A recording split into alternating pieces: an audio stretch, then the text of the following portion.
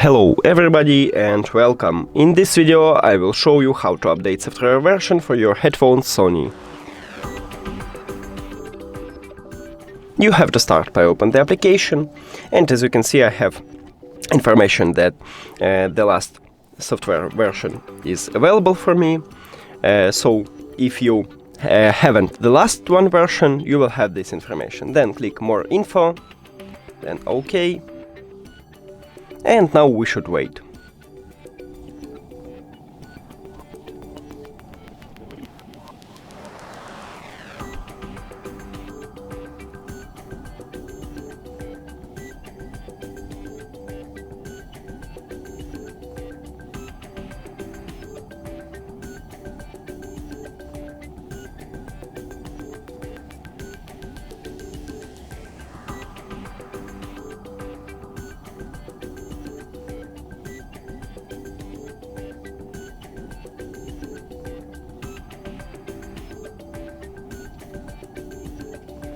Then click OK.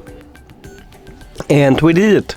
Thank you for watching this video. If you found it helpful, please consider subscribing to channel and leave the like on the video. It's really important to us. See you later!